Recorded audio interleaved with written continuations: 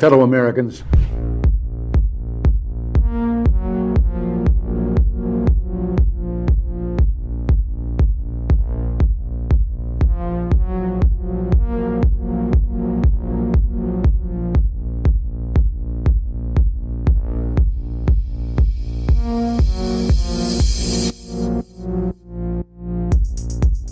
I can no longer remain in today's Democratic Party that's under the complete control of an elitist cabal of warmongers who are driven by cowardly wokeness, who divide us by racializing every issue and stoking anti-white racism, who actively work to undermine our God-given freedoms that are enshrined in our Constitution, who are hostile to people of faith and spirituality, who demonize the police but protect criminals at the expense of law-abiding Americans, who believe in open borders, who weaponize the national security state to go after their political opponents, and above all, who are dragging us ever closer to nuclear war. Now, I believe in a government that's of the people, by the people, and for the people. Unfortunately, today's Democratic Party does not. Instead, it stands for a government that is of, by, and for the powerful elite. Now, I'm calling on my fellow common sense, independent-minded Democrats to join me in leaving the Democratic Party. If you can no longer stomach the direction that the so-called woke Democratic Party ideologues are taking our country, then I invite you to join me.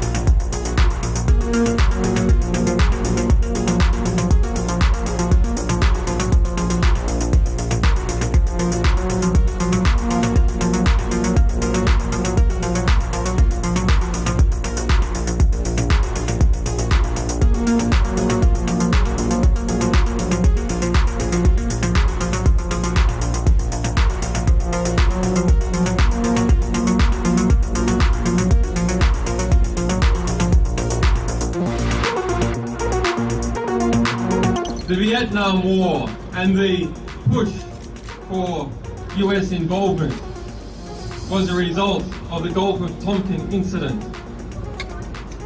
A lie. The Iraq War famously is a result of lies. Wars in Somalia are a result of lies. The Second World War and the German invasion of Poland was a result of carefully constructed lies. That is war by media. Let us ask ourselves, of the complicit media, which is the majority of the mainstream press, what is the average death count attributed to each journalist?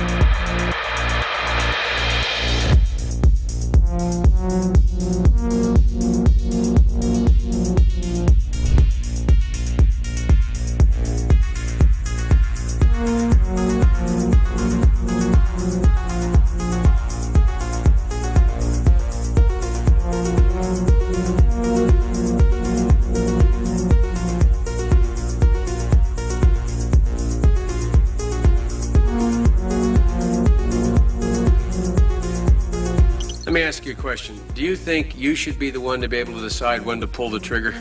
No, sir. Isn't that what this is about? If you adopt the position that any time you are denied, your particular, and there's 4 groups out there, and inspectors, you're the group you headed, anytime you are denied, that ipso facto requires the United States and the Security Council to act on what they said they would do, which is to use whatever means necessary to take on Saddam Hussein so you can get into that particular facility. Is that not correct? Is that not your position? Mr. Senator, I have a job to do, or I had a job to do, and that was to disarm Iraq in accordance with the provisions of relevant resolutions. With all due respect, I'm not trying to be confrontational. I'm trying to get this as clear as I can. I really mean this now. You have an absolute logic. You put together a very tight syllogism here. You've indicated that your job is to disarm. The only way you can disarm is to have access. The only way you can have access is either with permission on the part of Iraq, or if denied, forced access, right? Compelled access. Compelled. Well, okay, compelled. You sound like the lawyer and I sound like the military guy. I mean, compelled, where I come from, when my old man said you're compelled, it meant I was forced. I mean, it was a real simple proposition. It wasn't much to debate. Now, there is a clear logic to that. And that's what I mean when I say I respect your position. But that means that whenever you choose a target that warrants inspection and you are denied, that ipso facto, at that moment, the only way your position can be satisfied or sustained is if the UN Security Council or the United States, acting unilaterally, uses force to guarantee access. Is not that true? Yes, sir. Now, that means that you get to choose the time and place when we would use force, if we use force. No, sir. Of course you do. If you choose the site and it's denied. And we coordinate with the member states to include the United States. Exactly. And prior to us going in, we have their agreement that this indeed is an inspection worth doing. Okay, inspection worth doing, everybody's agreed it's worth doing, and it gets stopped. Yes, sir. At that moment, we're an automatic pilot as far as you're concerned. Period. No ifs, ands, or buts. Now, I respect that. But now, it seems to me the Secretary of State might have a slightly different problem. Secretary of State might be sitting there and saying, now look over there on that side. Now, I remember so-and-so and so-and-so and so-and-so, and the 12 people on this side, they're all the ones that said they didn't want to use force. Now, I'm going to have to go tell the President now that we should, or Secretary Cohen, unleash whatever it takes to get it done. And our military assessment is the same as the Major's. The Major's assessment is, privately held but publicly acknowledged later, that airstrikes alone aren't going to do this. Saddam's not going to cave on this. So, now here's the deal. I recommended the President have at it and let the chips fall where they may. A reasonable position for the Secretary of Defense, the Secretary of State to take. But I respectfully suggest, Major, I respectfully suggest they have a responsibility slightly above your pay grade. Slightly above your pay grade. To decide whether or not to take the nation to war alone. Or to take the nation to war partway. Or to take the nation to war halfway. That's a real tough decision. That's why they get paid the big bucks. That's why they get the limos and you don't. I mean this sincerely. I'm not trying to be flip, because I think, and that's why I said at the outset, the reason why I'm glad you did what you did, we should come to our milk. We should make a decision. But in terms of whether the Secretary of State has no more to consider than you do as the arms inspector, you didn't get in, didn't get my job done, get me in. Period. You made the deal, right? That's the deal. A deal's a deal. Get me in. Scott Ritter, I'm ready to go. It's not how it works. Now, maybe it should work that way. But wouldn't you acknowledge that if you were President of the United States or the Secretary of State, you'd sit there and say, now, okay, old Scotty boy didn't get in. We said he should get in. We want him to get in. It's important that he does get in. They're not going to let them in, so what are we going to do now? We know that France and Russia aren't going to be with us. We're quite confident China's not. We've already run those traps. They're not there. We're not sure where the United States Senate is, but have at it, boys. Go get them. And by the way, Scott and the boys say air power's not enough. I think it's a legitimate debate, Major. I think it's a legitimate debate. But I don't think we should be putting it in the context of you have somebody up there at state saying, look, how can we weasel out of this agreement? We want to let this guy out there hanging. We're not this. It's a very practical political decision. Same kind of decision General Powell made. Same kind of decision President Bush made. Every president, every Secretary of State has to do it. Like I said, they get paid more than you. Their job's a hell of a lot more complicated than yours. They may have made the wrong decision, and you brought it to light. We should address it. We should say straight up where we are, and we should do it. And for that, I thank you. But it's above your pay grade.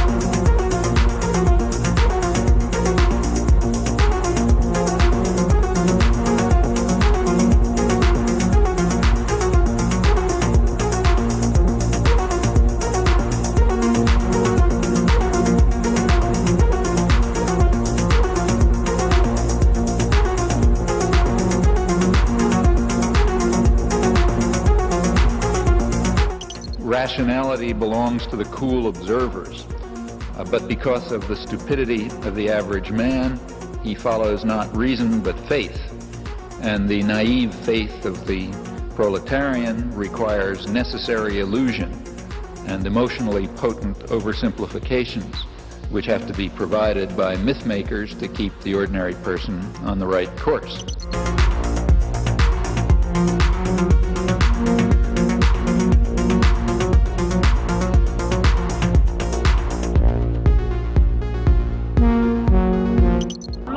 That I'm allowed to ask you this question is because today the federal court ruled that the government doesn't have the right to determine who is or is not a journalist. This is the second election in a row that the court had to overturn your government. Do you still insist on being able to make that decision, and why? First of all, questions around accreditation were handled by the press gallery and the consortium of networks who have strong perspectives on quality journalism and the important information that is shared with Canadians. The reality is organizations like yours that continue to spread misinformation and disinformation on the science around vaccines, around how we're going to actually get through this pandemic and be there for each other and keep our kids safe, is part of why we're seeing such unfortunate anger and lack of understanding of basic science. And quite frankly, I won't call it a media organization, your group of individuals need to take accountability for some of the polarization that we're seeing in this country. And I think Canadians are cluing into the fact that there is a really important decision we take about the kind of country we want to see. And I salute all extraordinary, hardworking journalists that put science and facts at the heart of what they do and ask me tough questions every day,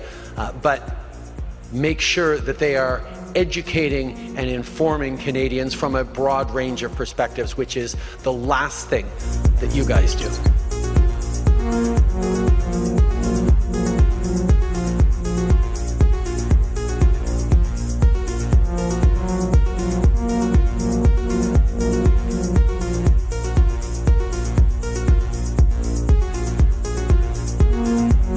Killed a million people in Iraq. That is a separate... You killed 1 million people in Iraq.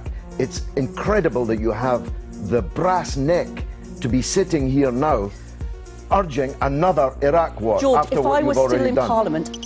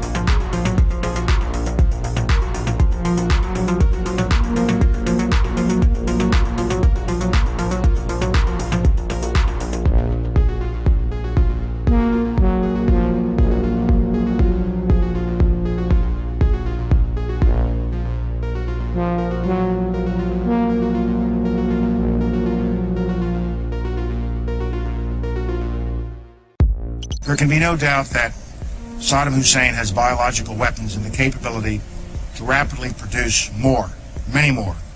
And he has the ability to dispense these lethal poisons and diseases in ways that can cause massive death and destruction.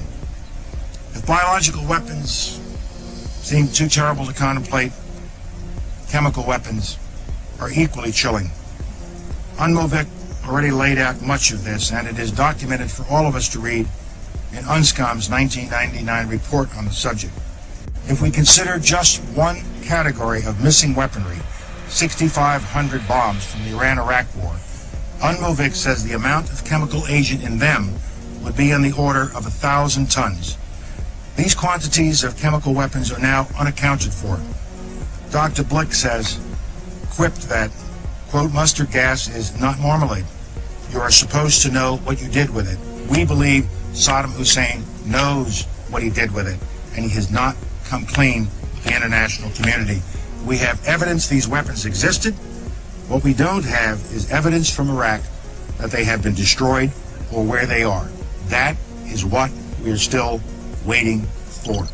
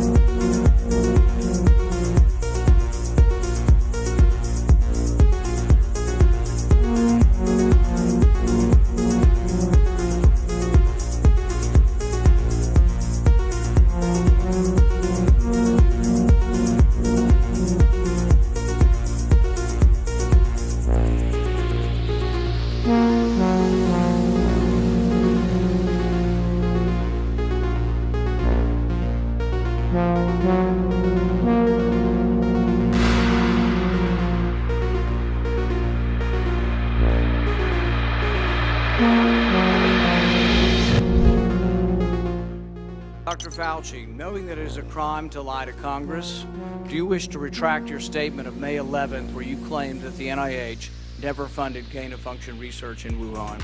Senator Paul, I have never lied before the Congress, and I do not retract that statement. This paper that you are referring to was judged by qualified staff up and down the chain as not being gain of function. Let me finish. You take an animal virus and you increase its transmissibility to humans, right. You're saying that's not gain of function? Yeah, that is correct. And Senator Paul, you do not know what you are talking about, quite frankly. And I want to say that officially. You do not know what you are talking about. Okay, you get one person. Let's read from the NIH definition of gain of function. This is your definition that you guys wrote. It says that scientific research that increases the transmissibility among animals is gain of function. They took animal viruses that only occur in animals and they increased their transmissibility to humans. How you can say that is not gain of function? It is not. It's a dance, and you're dancing around this because you're trying to obscure responsibility for 4 million people dying around the world from a pandemic. And let's let Dr. Fauci. I have to, well, now you're getting into something. If the point that you are making is that the grant that was funded as a sub-award from EcoHealth to Wuhan created SARS-CoV-2, that's where you are getting.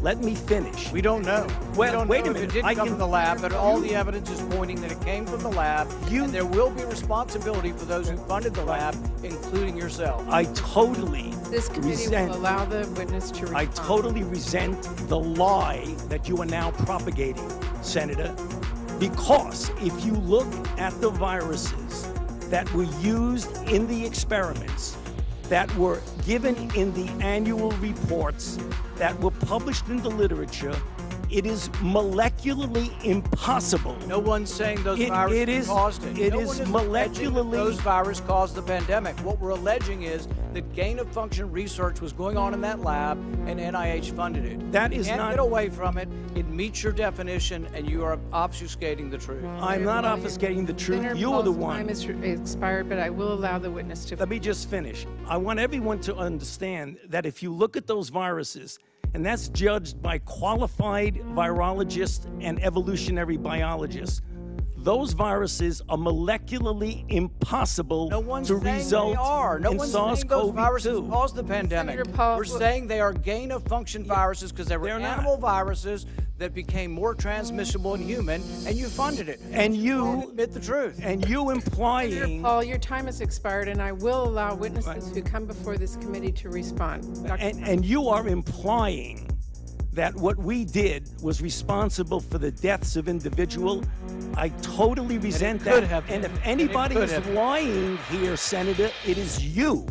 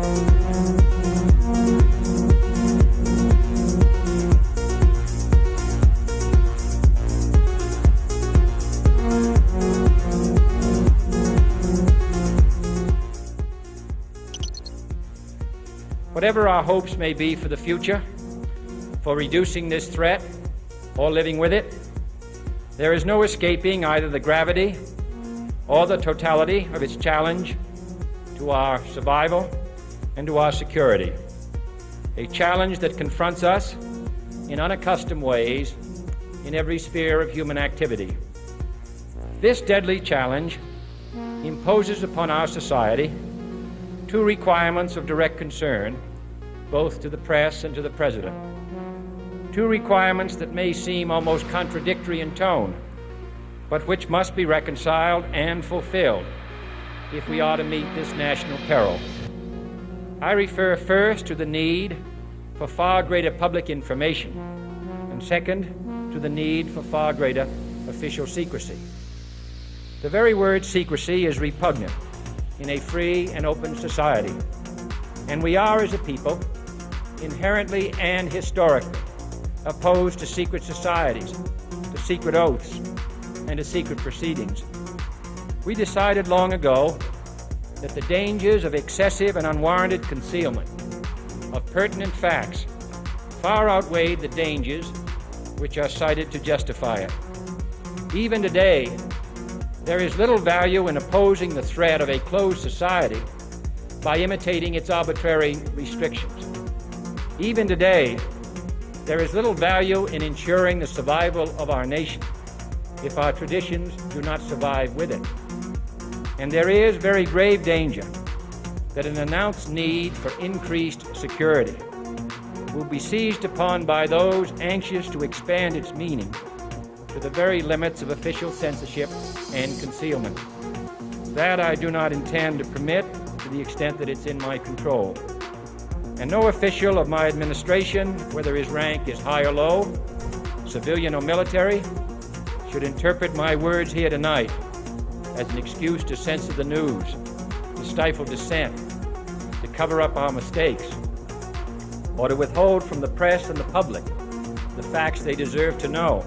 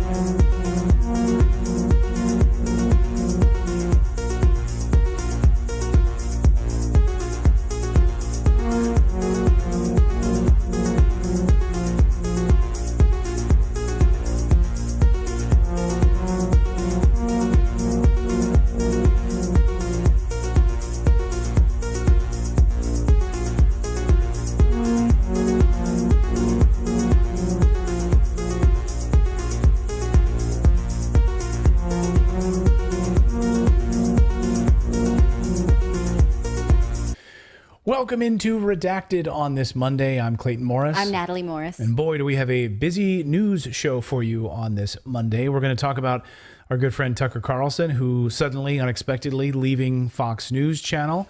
We're not going to speculate. We're not going to do any of that. We're just going to kind of break it down on where we see it from our perspective. I, of course, was a co-host with Tucker for many years. And so just the media landscape, the independent media landscape. And what narratives will go missing now that will not benefit all of us. Yeah, the anti-war, like the only anti-war voice on mainstream media news. So. Right. So we're going to break that down. We also are going to talk about attacks in the Donbass region, which have been stepped up over the weekend, including civilian areas. And we're going to give you the latest on the war as well. Yeah. Also, we're going to look at this World Economic, the World Economic Forum, the World Health Organization treaty, which is ramping up, arguably one of the most dangerous treaties, pandemic treaty in the world. What does the World Health Organization have in store for all of us for pandemic lockdown 2.0? We'll talk about that. Yes, plus new research that shows that gender transition actually does not resolve dysphoria and does not actually do the things that the liberal media might say that it does. This is actual scientific research. We're going to follow up with that and so much more as Redacted starts right now. Let's do it.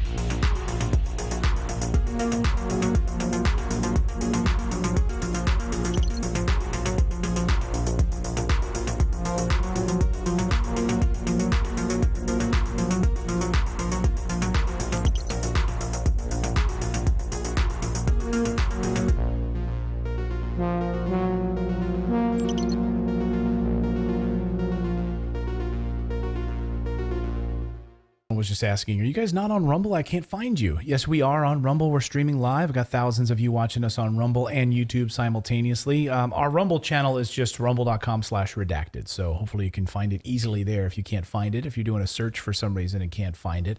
We thank these platforms. Thank you, Rumble, for existing as a free speech platform on a day when you're seeing a major voice sort of silenced in mainstream media.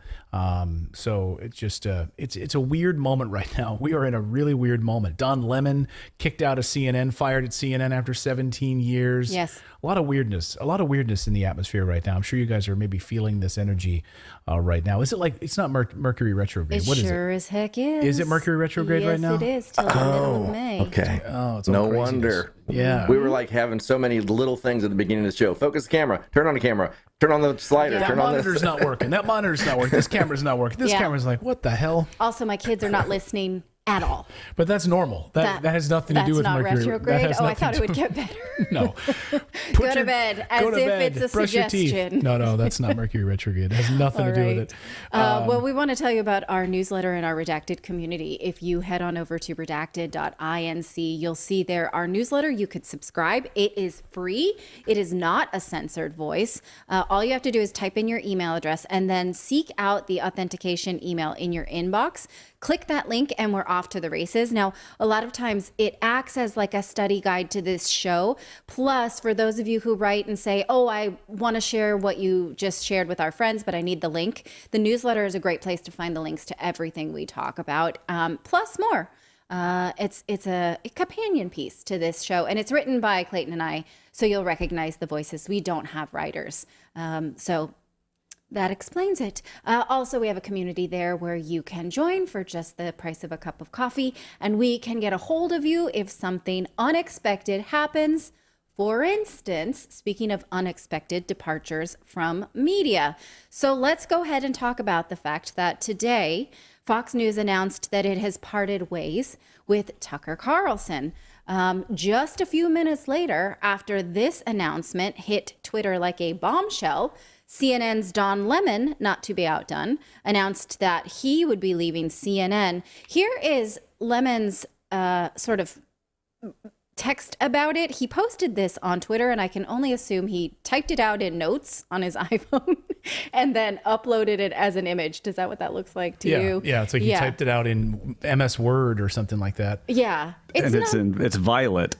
Right, violet and in like vertical format. It's like, okay, here's my thoughts. I feel like this is I'm going to get out in front of this one. Let me just put this out because he said that CNN contacted his agent, that after 17 years there, they didn't even tell him himself.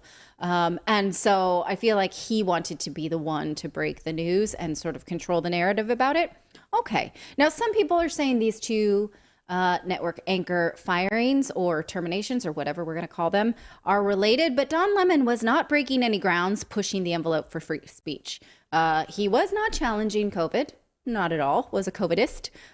He was not standing out for authoritarianism. He was not anti-war. Tucker Carlson, however, was all of those things, remains, it's not a postmortem, remains all of those things, anti-authoritarianism.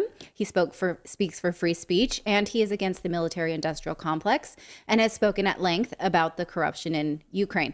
Don Lemon hasn't done any of those things, so let's put him aside. We'll do his I don't give a shit. later. I frankly don't care about Don Lemon at all. I mean, really don't care at all. 17 years, whatever. He's just like a mouthpiece of a failing CNN network. Who cares? No one's watching that channel anyway. I much more, though, do care about the only anti-war voice on all of mainstream media, which is Tucker Carlson and friend of the show. So that to me is a much bigger voice in this entire argument right now that has been silenced. Absolutely. And I think where it stands historically is much bigger than Don Lemon's exit, because again, Don Lemon was falling in line with exactly what mainstream media demanded of him. Tucker was not. Now, he was a divisive figure on Fox for all sorts of reasons, but he was the only one willing to call out corruption and scandal. Here's a good summary from Glenn Greenwald, and with an addendum from Aaron Mate. So Glenn Greenwald originally tweeted this: Tucker was the cable host who most opposed the U.S. proxy war in Ukraine, denounced CIA, FBI, and DHS for its systemic lies and corruption, devoted himself to a pardon for Julian Assange, objected to regime change efforts in Cuba, and criticized the Trump administration's militarism. Aaron Mate adds that he also accurately covered and challenged the dirty war in Syria, including the OPCW's Duma cover-up scandal, which we talked about at length when that was uncovered, unlike everyone else on cable TV and almost all of the leftist media. Absolutely true. Those are unpopular things that most of the media has its head so far up its ass that it pretends don't exist at all.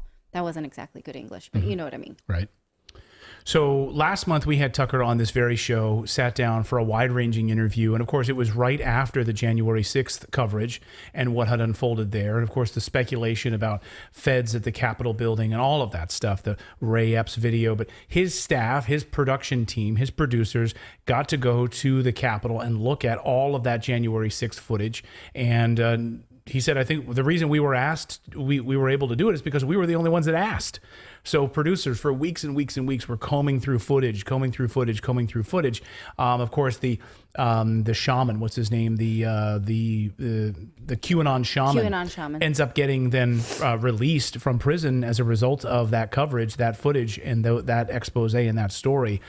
So Tucker, at the time, he sat down with us. He said he thought he had a good relationship with Fox News and a secure spot there. But he says he was given free range. And if there's one thing that I know about Tucker, it's that he is vehemently opposed to censorship. And no one will tell him what to say or what to do. No one's going to come to him and tell him, hey, you can't do this story or you can't say this. He's going to give them the middle finger. That's just, I know that to be the case. I know that's how he is. And he's not going to tell you, you're not going to tell him that you can't say something. So here he was on our show talking specifically about this sort of free range chicken. I'm saying what I really think, and I think it really, really matters. And if I get fired for it, I don't know what to say. I'm not going to change. And if I will say, I probably should admit this, but the people that I work for, whatever you think of the company that I work for, one of them, one of the top people, texted me the other day about something, very nice text, and said, I just, but for the record, I really disagree with you on Ukraine.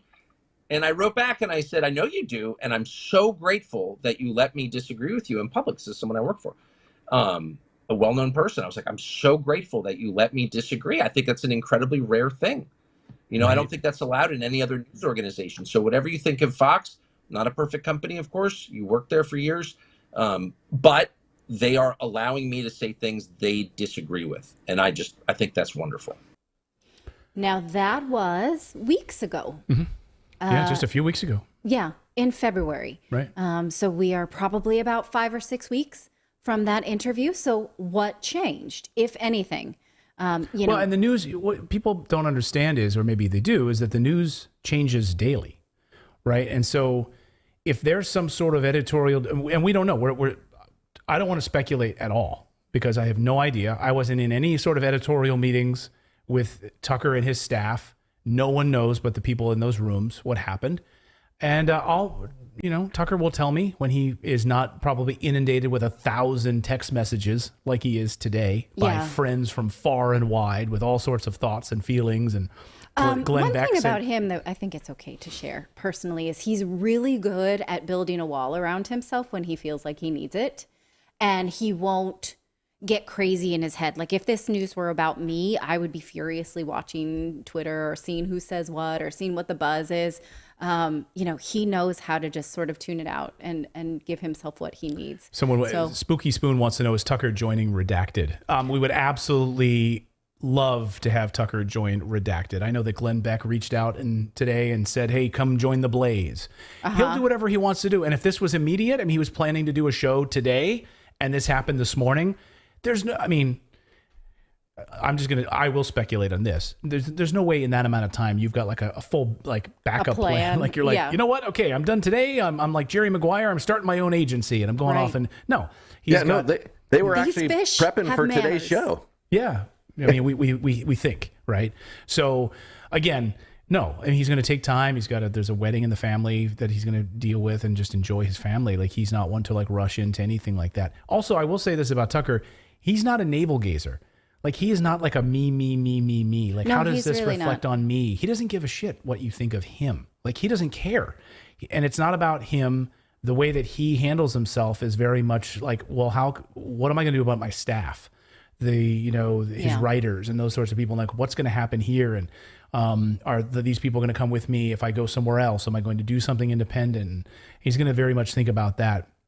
He left the Daily Caller a number of years ago, an organization that he founded with Neil Patel. And it's a website, a lot of writers, a lot of journalists that work for him that he would hire. And he sold his board membership, or he sold his part of the company to Neil Patel back in 2020. And so I was thinking, well, maybe he'd go back to Daily Caller or something. But anyway, it's all speculation. He's just going to figure out what he's going to do. Well, I think, yes, we're not going to extrapolate, but we are going to sort of put this in historical context, because how does a network decide that it's worth it to get rid of its top moneymaker? Here are the ratings for March showing incontrovertibly that Tucker was their biggest star. Take a look here. Fox News, again, finishing top, averaging 1.32 million viewers a day. So put that in your head, 1.3 million viewers per day. That's the average. But then let's look at the next screen. Tucker Carlson broke the Five's 11-month streak as the most watched cable program, averaging 3.25 million. So 3 times the average viewership on Fox is what Tucker was able to pull in, remaining the top rated cable news show in March among adults 25 to 54, or as we say in the business, in the demo. Now, again, we are in a place that we find ourselves, we've been before as a nation and in the West and in this sort of media climate. This has happened before. In February of 2003, Phil Donahue had the #1 show on MSNBC and he was fired. And here is what a leaked internal memo said about that firing. They said, I highlighted this part. An internal MSNBC memo leaked to the press stated that Donahue was hurting the image of the network.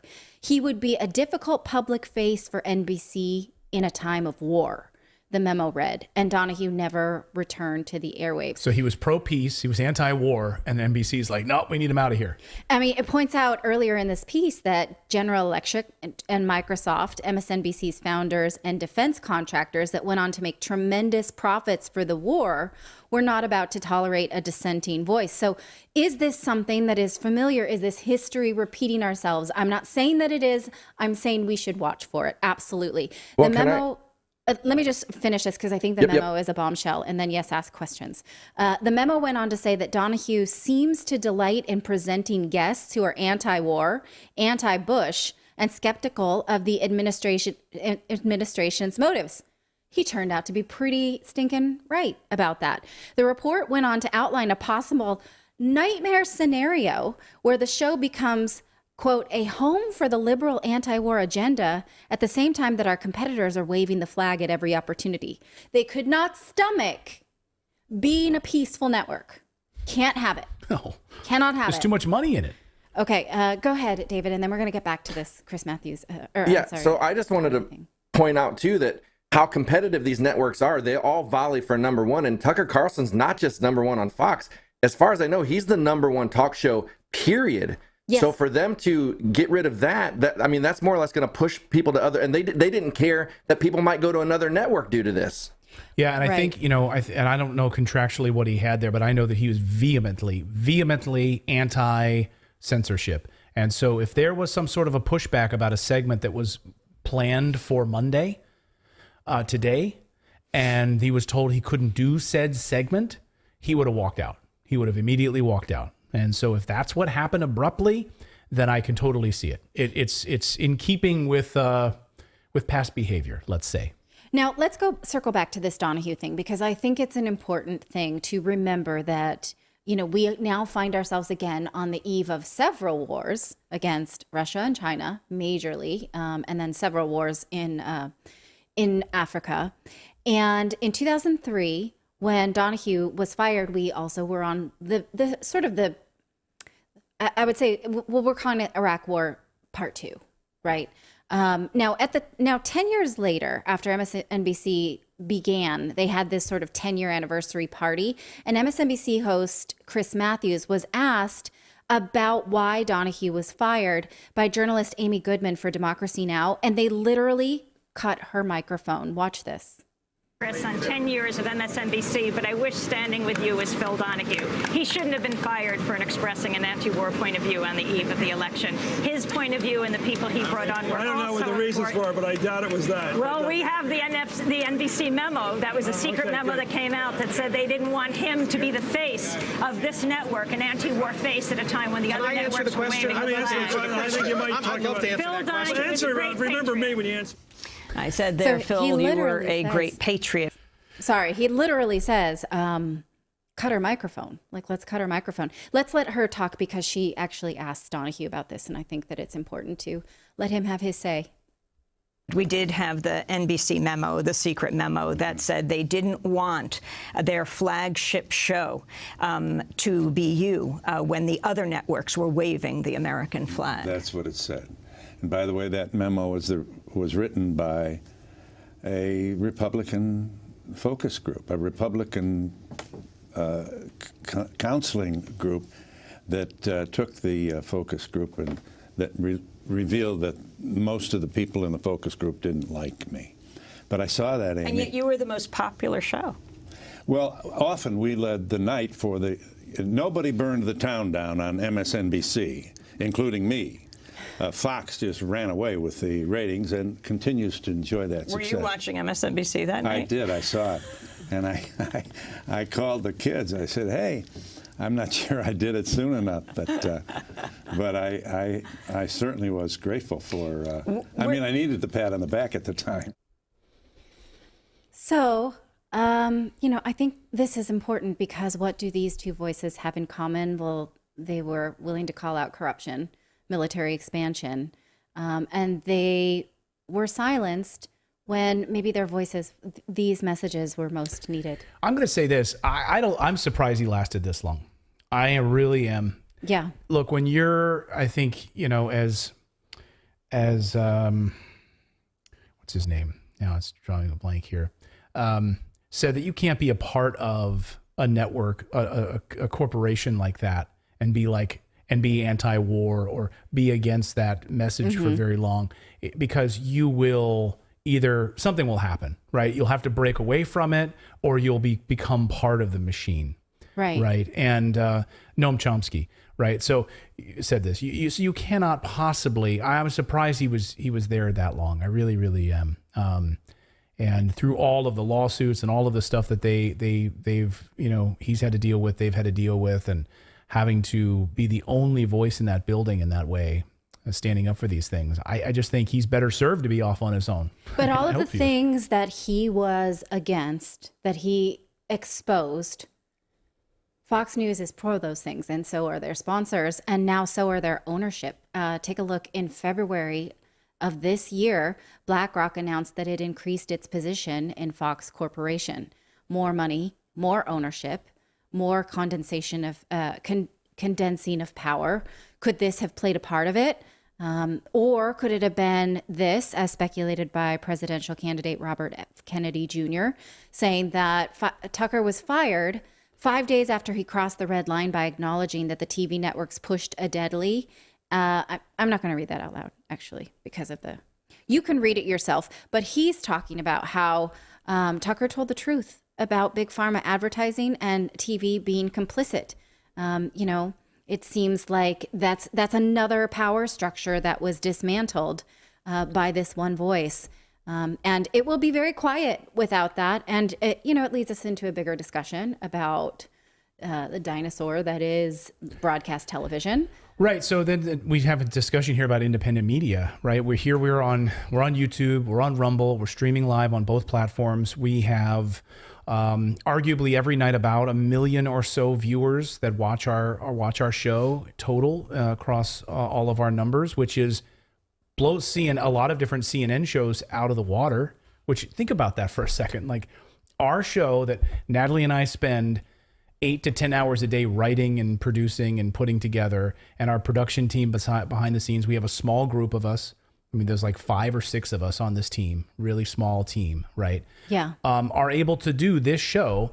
And then when you think about the budget of these major newscasts and all of each staff has like 40 people per show, and Don Lemon's show, how many people work on that show, and all the cameras and all of the millions of dollars, how much money could be saved by just focusing on the journalism and getting away from all of that. I just think Tucker's probably going to be the last of the highest paid anchor salaries. Like, I don't think that you're going to start to see, I just think that's a dying form now. Broadcast television journalism. Like, are we going to see another like Tucker Carlson come along on MSNBC or Fox someday? Like, what's there now? That demographic is, aging out. Are people going to buy a cable subscription? How many of you pay for a cable subscription so that you can flip on and watch these things? I mean, really, I don't know how many people do. I don't know how many young people do you know are getting, like, they're in their 20s and 30s, they're getting their first house or their apartments or whatever. They're calling up the cable company to get a cable box. Yeah. Who's doing that? It's funny because, like, my daughter is 16 years old, and I don't know that she's ever watched regular television. Just like the cable news networks, because I've never had it. I mean, in her entire life, like I stopped watching all that stuff like back in the early 2000s. So it's like she's just never been exposed to it. I don't think my kids know how to use it. Like, when we go into a hotel or something, I'm like, oh, see what's on the menu. They don't even understand. They don't even know, like, that TV that's there. They're like, no, I'm just going to look at, they brought an iPad on the trip or something like that. They'll watch, they'd rather sit there and do that than flip on this anachronistic device and flip through CNN or whatever hell they have on in the hotels. And that's the other thing about these cable channels. It's artificially inflated, right? Because they're pushing these cable subscriptions on you as part of a bundle for internet. They're also, when you go to the airport or whatever, they've got all these cable boxes on in the airport. And that's the only reason people are ever watching CNN in the first place, is when you're on it, it's on at the airport.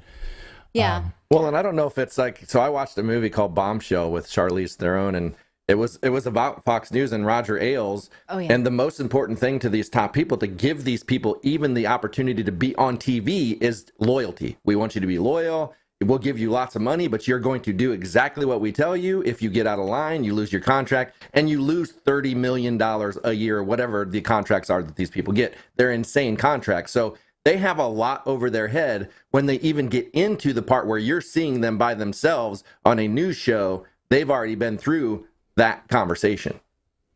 Yeah. Which is why it was so interesting that, I think liberals are sort of celebrating that Tucker was off the leash for too long, and now we won't have to hear him, step out of line when it comes to COVIDism or what have you, race. all of those kinds of things. And, I find it so interesting because, I had sort of shared something on Twitter, like it's sad that one large and loud anti-war voice has been silenced. And someone else was like, yes, but he was odious in other ways, so I throw that out. And I was like, okay, but you can't take somebody as a whole. You can think, I don't like these things that they have to say. But if you're celebrating an anti-war voice that's been silenced, that's not good for any of us. And so you have to think about how this is going to reverberate on everyone when there is a whole contingency of media consumers that just won't hear this anymore. Hey, you let us a super chat. Thank you, Hey You, for your $10 super chat. Says this could be a win for Tucker. The only audience loss will be the boomers with cable and not by being associated with Fox. He may be able to win over some younger viewers, though, through a different medium. I agree, because like you go to Florida, you go to these other places where you got a lot of the boomer generation. They just have Fox News on all day in their house. It's just on. The TV is just on nonstop, morning until night, and it stays on all day. And actually, this is something that Roger Ailes had said publicly and talked about it in meetings and when I worked there, was like it's hard to tell at nighttime when people would go to bed, they would fall asleep with Fox News on. And they couldn't measure like overnight because they weren't sure like when they woke up the next morning, like, they flipped it back on or who was awake. So they just would like leave it on and then fall asleep with it on. Right. So my grandmother had Fox News on the TV from the moment she woke up until the moment she went to bed. When you were at her house, Fox was just on and you had conversations with Fox in the background. But one thing I wanted to say also is like, one thing that I really appreciate about Tucker is he's like us. He's willing to call out both sides. He doesn't have any game, like anything in the fight. Like he is just for the people. So he'll call out both sides. And I always appreciated that. I didn't agree with everything, but like, I'm never going to find somebody I 100% agree with. But we can't like just throw him out because he got one thing that might be a big issue to you that he's different on. Yeah. Well, Clayton and I both worked in TV news. I was at NBC and Clayton was at Fox. And that was our experience, that you can build something different on your own with a more engaged audience. And for all of the people that are here right now, we had a guest recently, Nick Bhatia, who said, you have the smartest audience. They're super engaged in the content. And I said, yes, we do. I was super proud of that and excited to be a part of this community where like really smart people are watching and interested and sharing. And, you don't get that at Fox News because it's a one-way conversation. So I'm sure he will be fine. What we're mourning is yes, this one contingency of people who will no longer hear this anti-corruption message, but then also because Fox News is put on YouTube and Twitter, they can say things that we cannot. They are not beholden to the same censorship rules that we are as an independent channel. So a lot of that will disappear from new media as well. And there are plenty of times where I was like, we can't show this. But when Tucker does, I'm like, well, at least it's out there, right? Yeah, like he's opened the door for it, and you hope, and that's the thing, because Fox News, there's these major networks that are sort of given passage on YouTube. Yeah. Right. So if Tucker does a segment, he's a Fox News host. It's on the Fox News YouTube channel. He does a segment. Whoa. But if Tim Pool did it or Redacted does it, like you run the risk of it being pulled down or taken down. Right. Yes. So Tucker goes and does a whole segment on the Bud Light story. But then all these other YouTubers do it too, and they all get taken down and banned, and his segment still lives on. Right. So then that becomes a loss for all of us because of the current rules. And like to put a light on that, like we've had videos that end up being flagged as 18 plus. So like you have to be 18 and logged into YouTube, which they get terrible views because most people don't watch it that way. And all we showed was like protesters getting arrested. And if you show something as simple as protesters getting arrested, YouTube is like, nope, that's violent police action. You can't monetize it, and it's 18 plus. But then like you can have that same exact clip on a major news network's YouTube channel, and it's totally fine. Right. You don't have to log in. Yeah. Yeah, and there's that double standard, and we know that that's the case for us here as independent media versus the big boys that have all of the corporate money and all the billionaires. So it's going to be really interesting to see. I'm going to invite Tucker back on the show. Maybe we can have a frank discussion about it. I'm sure he'll have, if he parted ways amicably, they've probably signed some sort of NDA or something where, okay, we're going to leave part amicably. There's not going to be any like disparagement back and forth, and he's going to talk about what he can do in the future here. So anyway, I'll invite him back on the show. But our thoughts are with Tucker and his family, which I'm sure has just been inundated with craziness today. And they've got a wedding coming up in the family. So take some time, and just like get out of the furnace for a little while, and anyway. I mean, we were off. He was there. We're back. He's gone. You're covered.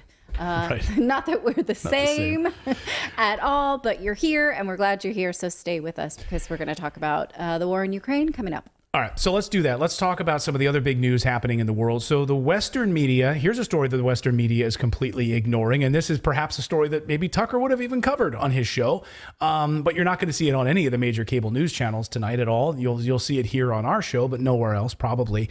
The Western media completely ignoring the multiple massive deadly attacks by Ukraine last night and today against civilian targets in Donetsk and Zaporizhia.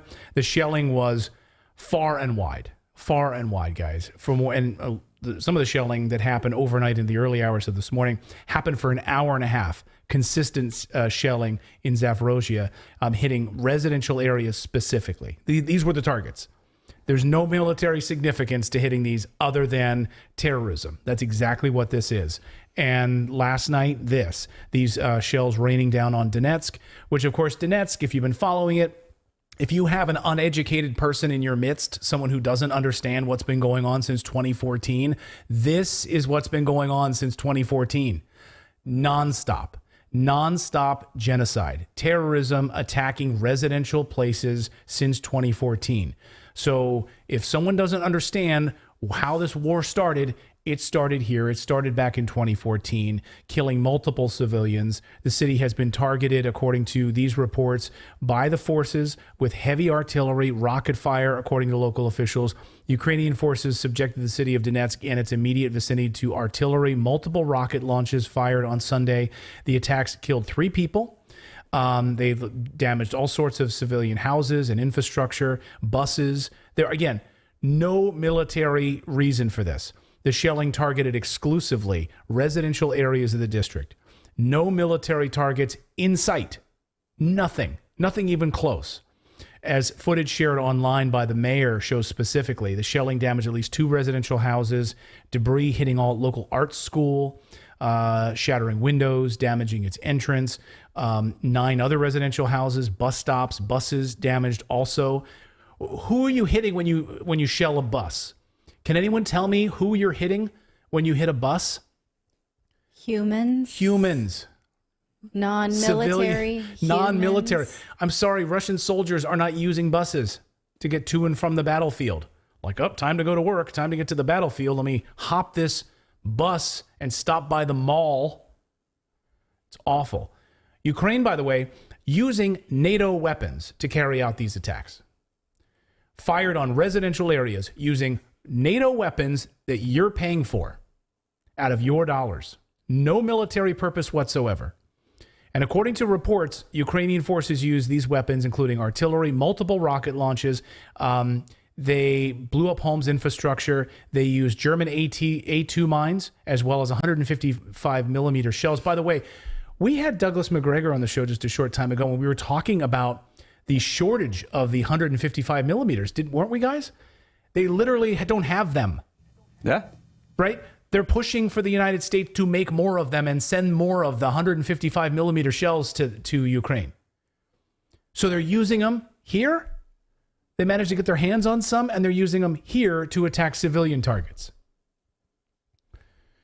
So let's keep sending them. They really need these 155 millimeter shells. All I want to say is it's a good thing they didn't get the other 70% of the weapons that we sent over there. This could have been worse. Right. No shit. I mean, I know you're being facetious here. Like, all of this stuff goes missing right in the black market, which we're going to talk a little bit later about. But you're right. Like, maybe we should be thankful that it's now in the hands of ISIS, and not in the hands of the Ukrainian military and NATO forces specifically in field. 2 women were killed also in the city of Makivka, located immediately to the north of Donetsk. The city was hit with multiple rocket launches. At least 5 projectiles hitting residential areas. Disturbing footage. Also, I'm not going to show it to you here on the show because it's awful. Shows victims walking side by side, and then they hear this like incoming projectile, like old women, and they try to take cover. The rockets hit in the middle of the road, and they just like shred the women to pieces. Like, you do not want to see these videos. I watched them, so you don't have to. The Donetsk People's Republic was incorporated into Russia last year, in case you forgot. It is now Russia. This is Russia. So who's calling the shots here? Well, the Washington Post out with an explosive story this morning showing that, yeah, the U.S. is directing the Ukrainian military in just about everything they do. In fact, on the anniversary of the war, according to this Washington Post piece, it was crazy. The Ukraine wanted to launch massive attacks inside of Moscow, to which the NATO forces, which are running the show, basically had to talk the Ukrainians off the ledge and like, no, we're not doing that. Because that would mean hell on earth would be rained down upon you. We're not doing that. Here's what we are going to do instead. Here's part of our new spring offensive that we're rolling out. So the Washington Post basically saying, we're running the show from top to bottom. We're telling them what to do, where to guide it. So when you see these civilian attacks, when you see these residential zone attacks, guess where they came from? They're using NATO weapons to carry out these attacks. Your tax dollars at work. Ukraine is begging for more weapons this morning because Ukraine now says, in this meeting in Ramstein, Germany over the weekend, they say our mission has changed. It is no longer about survival. It's about victory. So they go to Germany, they meet at Ramstein, they're meeting with NATO officials, and suddenly they do an about face. So instead of you sending your weapons to help us survive in Ukraine, no. Now you're helping us because now it's about victory. How are we defining victory? We need to take down the whole of Russia? I guess, yeah. Take down the whole of Russia. Putin's eliminated. They take back all of the Donbass and Crimea, and that's victory. That's victory. So send them weapons. Get them weapons in. That's their new mission. It's not about survival anymore, according to this NBC piece and from officials who were there. Ukrainian officials sought pathway to victory with allies at Ramstein and then switched their thinking on how this is going to go forward. So Ukraine officials said last week they wanted to discuss their pathway to victory as they convene with allies with Ramstein on Friday. According to troops, they're preparing for another counteroffensive that will include a plethora of Western military equipment provided by the United States and other countries in attendance. Putin says, so you want to try and beat us on the battlefield? Okay, go ahead and try. Literally his words. Remember, he says, we haven't even started yet. And you're losing a battalion a day of soldiers. 400 to 600 men are being killed every day. In the past 2 weeks, we've seen thousands. But Putin says, you want to try to beat us on the battlefield? Go ahead and try. Что нас хотят победить на поле боя. Ну, что здесь скажешь? Пусть попробуют. Мы уже много слышали, что Запад хочет воевать с нами до последнего украинца. Это трагедия для украинского народа. Но, похоже, все к этому и идет.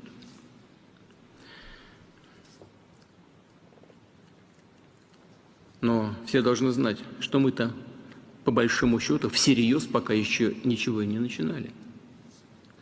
При этом мы не отказываемся и от мирных переговоров, но те, кто отказывается, должны знать, что чем дальше, тем сложнее им будет с нами договариваться. Okay.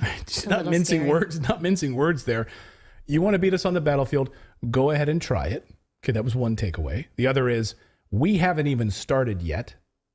Mm-hmm. You're fighting for the last Ukrainian, which seems like you're carrying that out. And by the way, we're still open for peace, but there's no one meaningfully trying to come to the table for peace. Sergei Lavrov in Washington, D.C. today. New York City, the United Nations, specifically talking about, we've been open for peace. We're here. The United States wouldn't even grant visas to the Russian reporters to come and cover the story in America. Right. They're almost acting like he's not here and actively trying to pretend he's not here so that no Biden administration official has to meet with him or even say words about it, which is shameful. Well, I find it so frustrating, too, to see Germany bringing Ukraine over and doing this when they forget what Russia did for them in World War II. Like, it's like, we don't care about that anymore. We're going to go over here. And we know what kind of people are in the Ukraine, and they know this. And so, and not everyone, you know what I'm talking about. I can't say it on YouTube because, but like for them to side with Ukraine. There's a Z in there. Yeah. For them to bring them over, that's like a slap in the face. And like, how do you get there? If I were German, I'd be like, we don't want any part of this. We can't be any part of this. Like, we don't want a dog in this fight. The opposite. No, because today, news of the day here, Ukraine asks NATO for a boost in military support to deliver victory, and General Mark Milley announcing that the U.S. is moving 31 Abrams tanks to Germany, where Ukrainian soldiers will learn the weapon systems. Ukraine wants jets and other heavy equipment as well. So they're moving all of this stuff to Germany for training. So Ukrainians go into Germany, they're using that as I know, it's like such short memory. Let's go back 80 years to World War II. And this is something that Germany had a big press cycle about when Olaf Scholz was refusing to send tanks of their own, saying we absolutely don't want tanks coming through here. This was just in December. We had a whole talk about how Germany was not going to do this because German citizens didn't want it. Olaf Scholz was being pressured by NATO, and he capitulated, finally gave them, and now not only their tanks, but more tanks can come through here. So that was a speed bump. Right. Glad we wasted our breath on that. Speaking of weapons, the U.S. is fully aware that these weapons are going to Ukraine and then going right back to the black market. New reporting today from Seymour Hersh. The West knows Ukraine's weapons are leaking right to the black market. Poland, Romania, other countries are being flooded with arms intended for Ukraine. But that's perfect though, because how are you guys going to keep the military-industrial complex going after wars if these weapons get out? Then it's like, oh, now we have another enemy. Oh yeah, right. You're right. It's a great point. Right. It's a win-win for the military-industrial complex. They'll pay for them on the front end, and then once they get into the hands of our enemies, we'll then pay to restock our own supplies in order to go and fight them.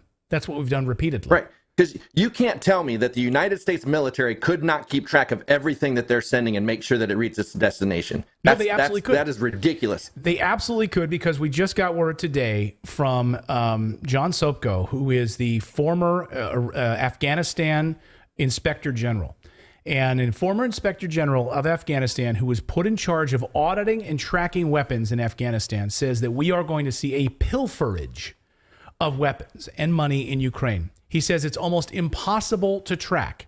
However, as he says, former IG John Spoko did an interview with a responsible statecraft, and he says, we could have stopped some of the excesses. Just look at the amount of money we're spending in Ukraine. It's about $113 billion. At that rate, he says, this summer we will surpass all of the money we've spent for reconstruction in Afghanistan for 20 years. And he says, this summer we will surpass all of the money we spent for a Marshall Plan to rebuild all of Europe after World War II. That money is flowing like manna from the sky. Manna.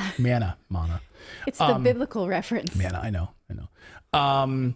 If you don't get in there soon, you're going to see pilferage. Well, we're already seeing that. But his point is that if we put some auditing mechanisms in place, he said, he gave some great examples in this interview. He says, do we even know that they can even use, or they are even using the things that we are sending to them? We send them these things. We have no way of knowing, A, are they even using them? Are they trained on them? Are they collecting dust in a corner because they're not touching them? And then are they being then sold off into the black market? For profit of corrupt Ukrainians, possibly, which is what Seymour Hersh is positing. Yeah. Exactly. And the thing is, like, when this conflict first broke out and the U.S. started sending weapons to Ukraine, we covered the fact that, like, the initial batch of weapons we sent were being loaded into the back of hatchback Volvos on the Polish-Ukrainian border and just driven in. And we're going to pretend like we didn't know that these things were ending up on the black market? Right. I mean, come on. Like, that's not exactly accounting 101. Right. Well, CNN reported that too, surprisingly, and CBS reported it and then retracted it. So that's also important. And apologize for it. Yeah, exactly. We had this big report about how all the weapons are going missing, but then we decided to hold back on that report after somebody in the Biden administration made us upset about it, or was upset about it. Hey, please subscribe to the channel. I know I don't say it enough. Please subscribe if you're here. Nice to see all of your beautiful faces. We do this show live every day at 4 p.m. Eastern time, so subscribe and turn on the little bell notification. Finally, I wanted to talk about oil on this as it relates to Ukraine. So over the weekend, we learned that Ukraine is about to be sold out to the major U.S. oil companies. Who could have seen this coming? All of you, because you are all smart people who are watching this show. So we all saw this coming. We talked about this for months on this show, that this is exactly what was going to happen. The Financial Times reports that oil giants ExxonMobil, Halliburton, Chevron have all been meeting quietly, secretly, with Ukrainian state-run gas producer Naftogaz in order to increase output in war-torn country. So they said basically they're having a hard time convincing private companies to invest in Ukraine. So here's what we're going to do. We're basically going to turn over control to all of these oil giants. Chevron, Halliburton, that should ring a bell, of course. Halliburton, of course, headed by former U.S. Vice President Dick Cheney, profited massively, of course, from the war in Iraq. So this shouldn't come as a surprise to any of us that these oil companies are about to be getting all of the benefits, the spoils of war, the land. And we even had Citibank, right? Citibank executives last week admitting on camera they've got billions ready to deploy inside of Ukraine because it's a garrison state. If you needed any more evidence at all that this is a proxy war for us to destabilize a country, take it over, pilfer all of its resources, just look no further than this. Really, really disgusting. Yeah. We got more news to get to. So shocking. So shocking. I know, yeah. Sometimes you see these stories and you're like, haven't I clicked this before? Or is this just a bad Groundhog's Day of like warmongering and war experience? No, it's just rinse. Hey, why break it? Why fix it if it isn't broken, right? The military-industrial war complex knows that when they can go in and destabilize a country, then all of the money can pour in, all of the companies can go in and make money off of it, right? From the oil fields and the minerals and all of the resources. And they basically then get the protection of the U.S. military. Yeah. You know, almost have like your own bodyguards to go and do your bidding, whether it's Syria and Somalia, Ethiopia, just laundry list of them, you know? Yeah. Well, that's the kind of the point I was trying to make with them tracking these weapons. Like if they actually thought they were going to lose money or lose something out of losing these weapons, they do something about it. But they're gaining something because they let it happen. Yeah, absolutely. Right. We've got more news to get to here on your Monday. We're going to talk about the World Health Organization Pandemic Treaty. What does this mean for freedom? We are slipping into fascism right before your eyes. So we're going to look at what this meeting does, what this will do for the future of our sovereignty and our freedoms. We're also, speaking of that, we're going to talk about the CBDCs because today the European Central Bank announced the rollout, the initial phase of the digital euro. What this means going forward, the U.S. dollar, of course, will be completed with their digital rollout by July, the Fed Now program, and penalties for using cash. Like, get ready because they're going to take away your cash over a certain threshold. If you want to use cash, you will be penalized for it and possibly imprisoned for it as well. We're not even making that up. That comes right out of the mouth of the head of the ECB. So we'll get to that in a second. Yeah, we don't make stuff up. No, we don't. We don't just do that. No. But I'm glad you said that we didn't make that up. No, but it sounds so fake. But it's like literally the stories that are craziest that we cover here on the show are not like the occasional UFO story or things like that. No. The craziest stories literally come right from the World Economic Forum's website. Yeah. Or right from the mouth of the United Nations. Like, we don't have to dig far to find crazy. It's out there. The piece we did last week about the United Nations wanting to basically decriminalize everything, including like, you know, crazy stuff like that one did really well for us. I've seen it quoted. I've seen it quoted before where it's like, it's got to be really hard to be the Onion or like the Babylon Bee, like one of the satire news sites right now, because like they can't compete with reality. Like, if they really wanted to pull one over on people, they would actually just cover like local events for real, because that's the only thing that like a local school board meeting, like groundhog got into the local football field and caused a ruckus, like that was like, oh yeah, maybe read that article instead of the stuff they've got. Anyway, we've got a lot more news to get to. All right, but first we're going to tell you about our friends over at Ramp Would you like a better way to simplify your business finances across expenses, vendor payments, and accounting? If so, Ramp is possibly a game changer. Ramp gives finance teams unprecedented control and insight into company spend.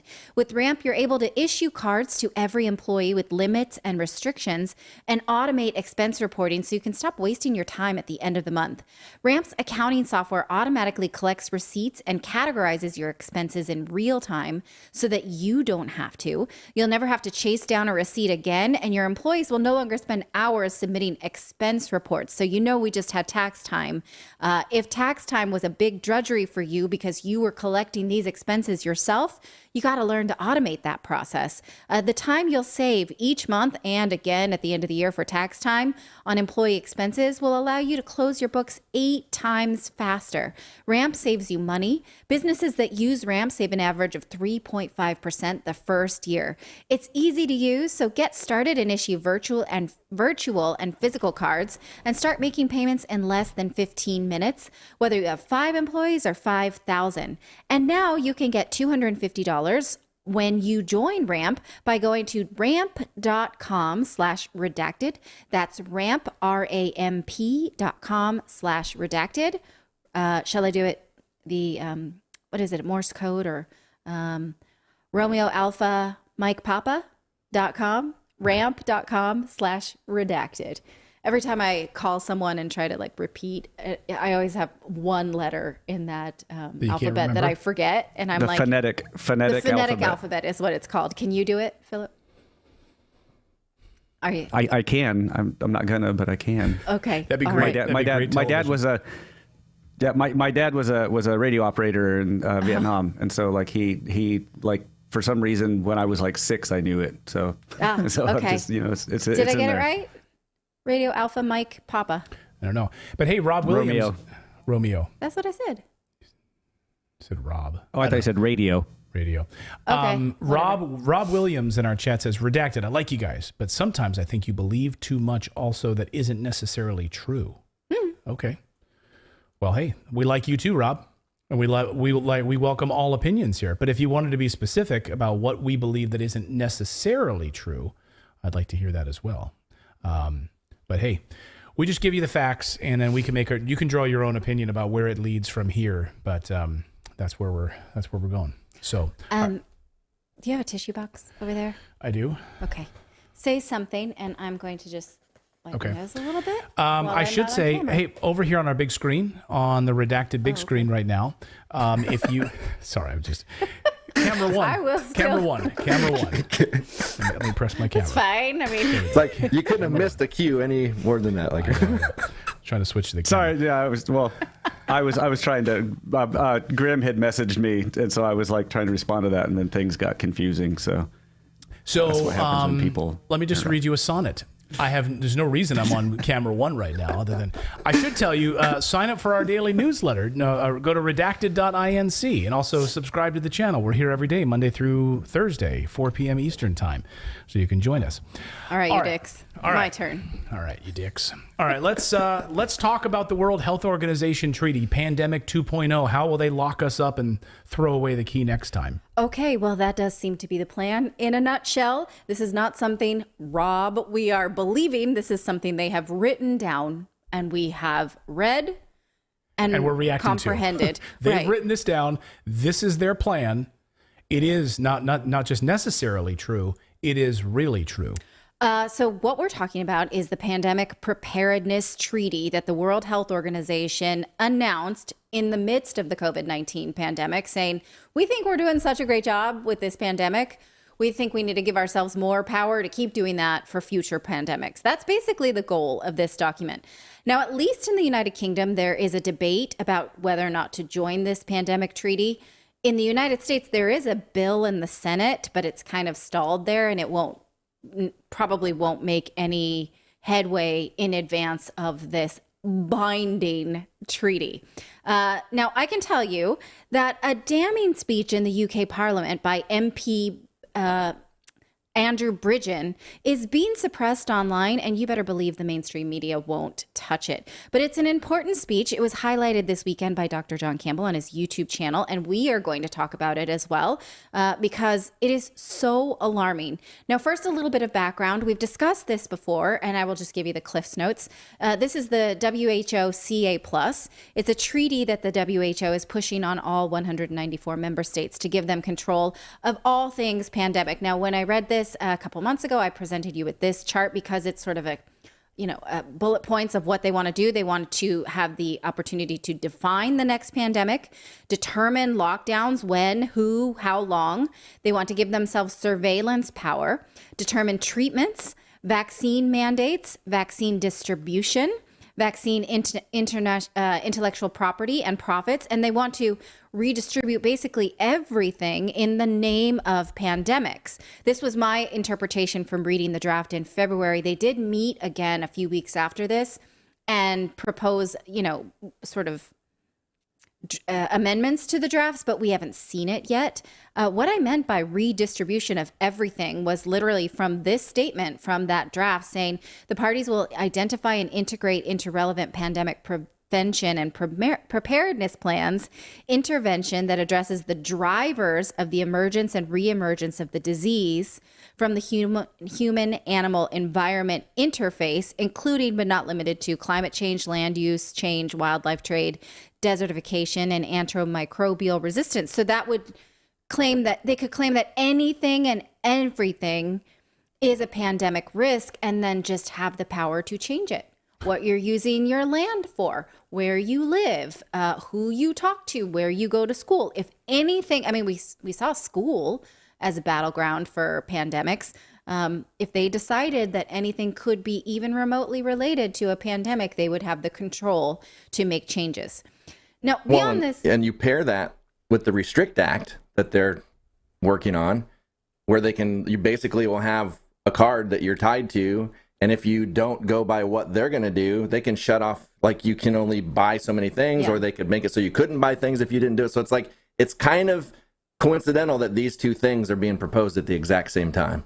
Or not. Yeah.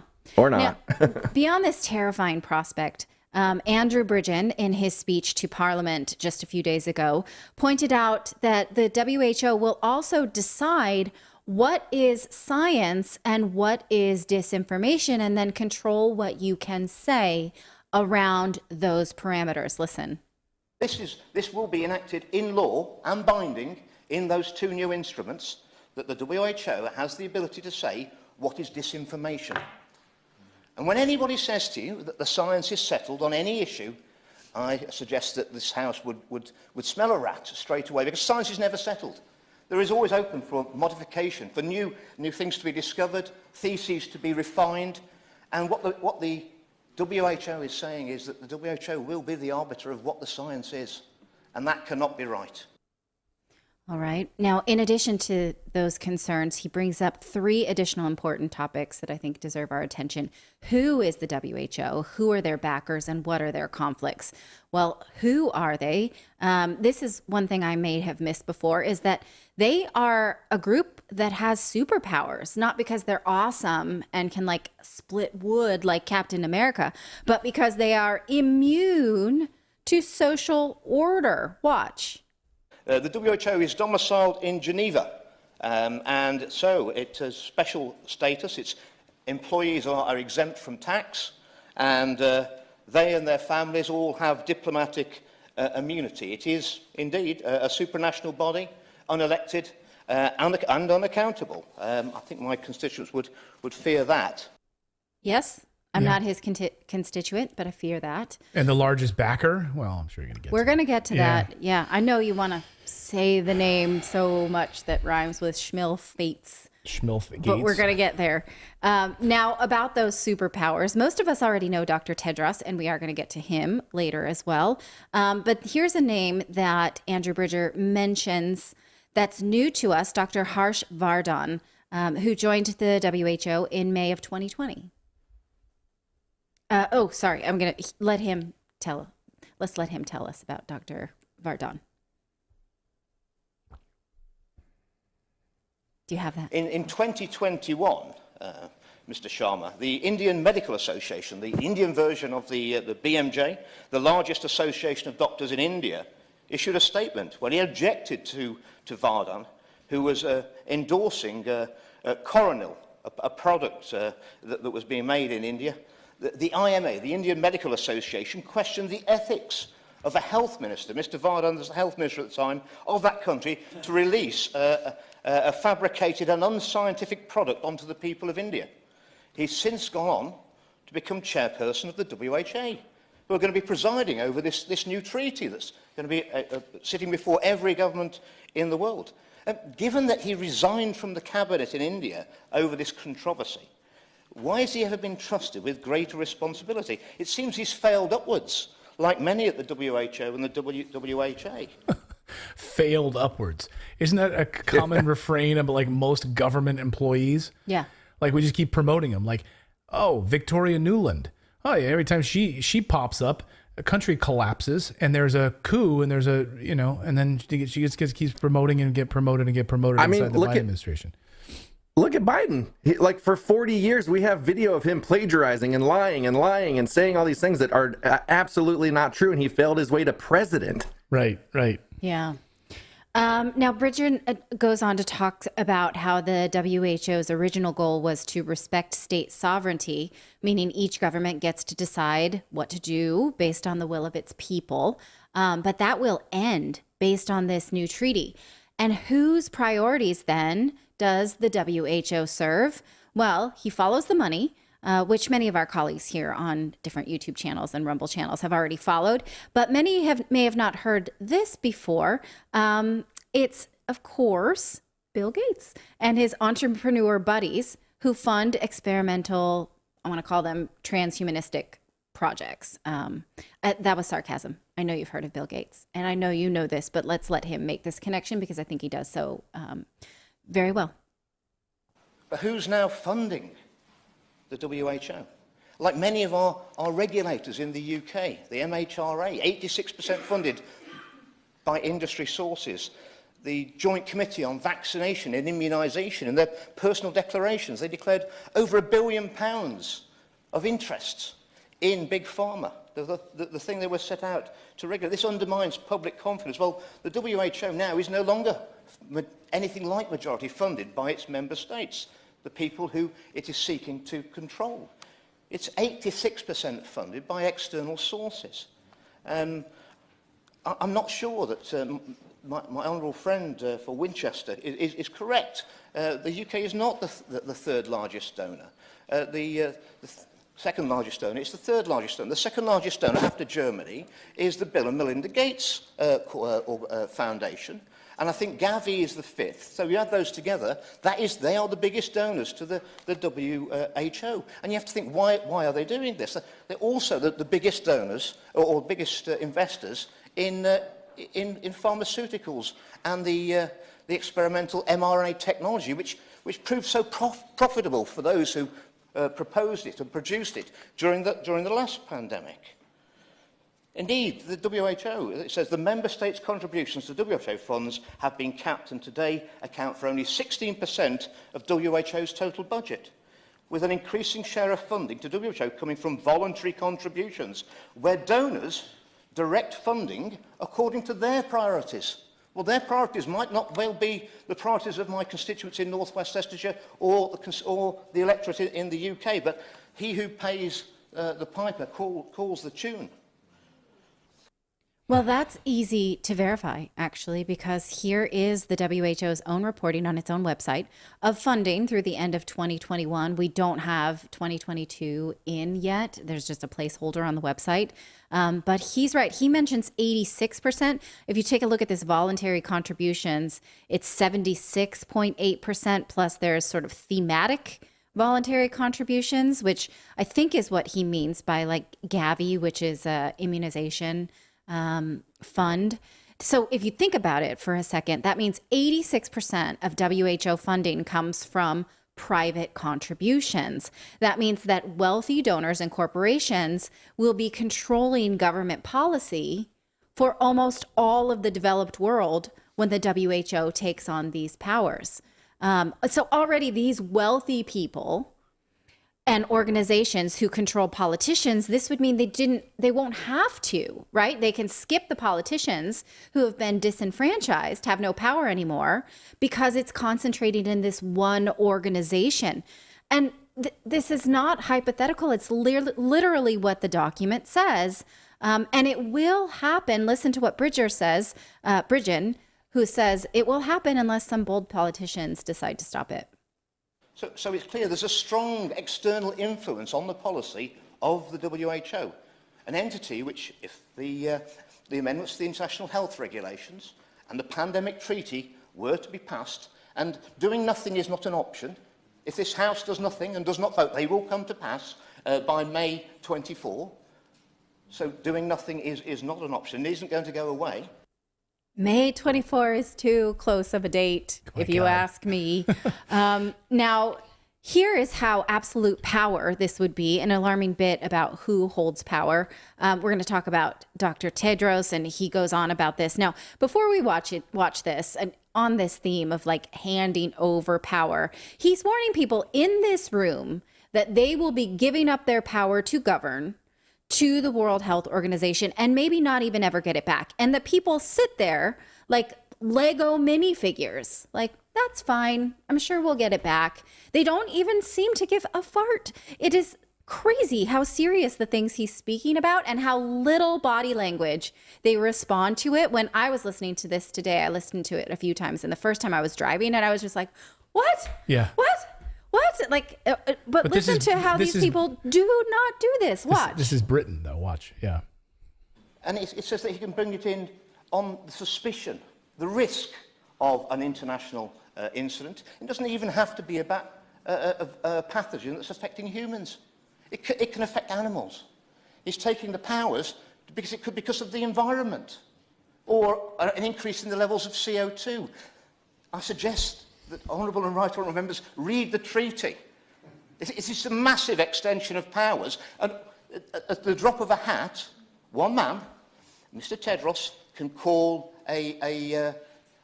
for massive powers to the WHO.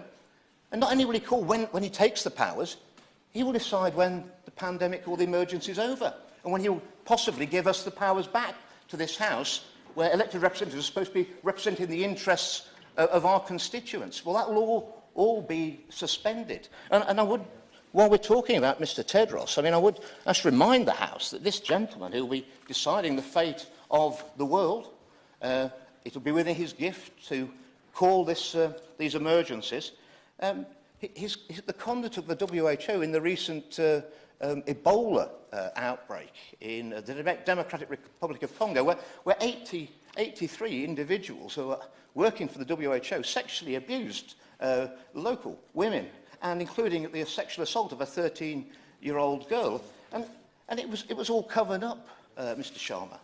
And in a leaked document from the WHO, which would have been in front of Mr. Tedros' committee, a confidential UN report submitted to the WHO last month concluded that the manager's handling of the case didn't violate WHO sexual exploitation policies because the woman concerned was not a beneficiary of WHO aid since she didn't receive any humanitarian support. That is completely unacceptable. If that's the rules of an organisation, they'll be deciding whether my constituents are locked down for 6 months, 3 months, and whether they can go and see their granny.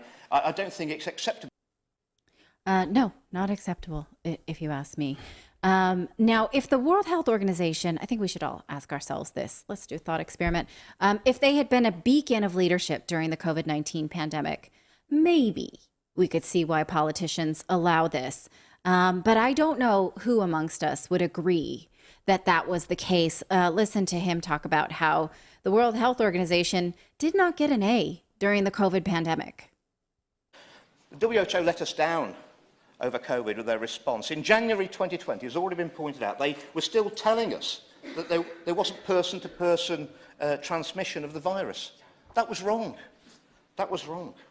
And then they prescribed lockdowns and mass vaccination during a pandemic which drove mutations. The pandemic response by the WHO and the national governments should be a cautionary tale on the impact on citizens of handing power to the state and should certainly not be a template for going further and faster in terms of signing away rights and liberties. Indeed, the pandemic response was so brutally illustrated. The profit-optimised version of the greater good pursued by the WHO often clashes even with children's health. Before I spoke out on the 13th of December with regard to the risks of the experimental mRNA vaccines, the MHRA were looking to authorise the vaccination of children down to the age of 6 months in this country. I'm very grateful that the government listened, and we didn't do that. Indeed, it was then pushed back to people over 50, and after my speech on the 17th of March, I'm delighted that the government now has put it back to only those over 75. That's in a few months, that's a huge difference from we're going to vaccinate everybody, and I think that tells the tale of, if we were all under one rule, we'd be doing exactly the opposite of what this country has individually decided to do. Now, he was largely punished for that speech and exercised for it. But what he's pointing out here is that he urged his own country, the United Kingdom, not to follow the WHO guidelines for vaccination. And then, in fact, Britain did break rank and made a sovereign decision. If this treaty comes to pass, that will no longer be allowed. It would not be allowed. They would have to do what the WHO says to do. And so will the US, and so will the European Union. And in fact, the EU is fine with that. He talks about here how the EU kind of wants it that way.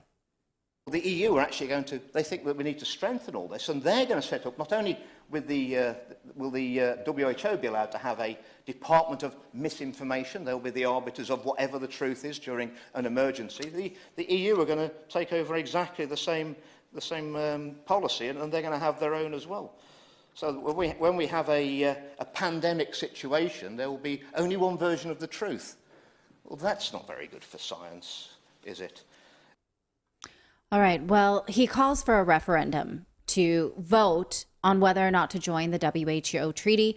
No referendum has been scheduled. It's basically just him saying it. And like I said, he's not even allowed to say it very loudly because when you search up this video, you have to, dig a couple pages deep for it. In fact, the only reason that Bridgen was allowed to speak about this is because citizens in the UK collected signatures. And when you reach a certain threshold of signatures, Parliament has to take up the issue. So you can see that his colleagues there allowed him to take up the issue. They act supremely bored and unbothered by the entire ordeal. The very notion, ho-hum, no government, give up our power here. It's okay, corporate power concentration, that's all. So let me know what you think about this in the comments. Are we allowed to do a petition and get a bunch of signatures to say how unconstitutional this is and refuse to sign the treaty for our country? Like, does this just negate our Constitution? Like, how in the hell do they have these powers? They're not even elected officials. Like, how could our government even justify humoring this? Well, you can if you're an American. So if you're British, you can ask for a referendum. I would. If you're an American, you can tell your congressional representatives that you're interested in Congressional Bill S-4343. It's called the No WHO Pandemic Preparedness Treaty Without Senate Approval Act. So what it would do was prevent the president from signing it into legislation unless he gets congressional approval. That bill has been reintroduced. It was first introduced in May of 2022. And here's as far as it's got in a year. It was read twice and referred to the Committee on Foreign Relations. That's it. That's all. It's not been brought up for a vote. It's not been debated. I don't think anything will happen in advance of the May 24th deadline for the WHO to put this treaty into place. I don't know. I mean, if it were government shutdown or funding for Ukraine, Congress would take it up. This one, they seem very, there are 19 sponsors of it. So yeah, you could send it. It's worth doing to your congressional representative. But let us know if you're not in one of these nations, what your government is doing or actively not doing in order to be sort of and another quick question.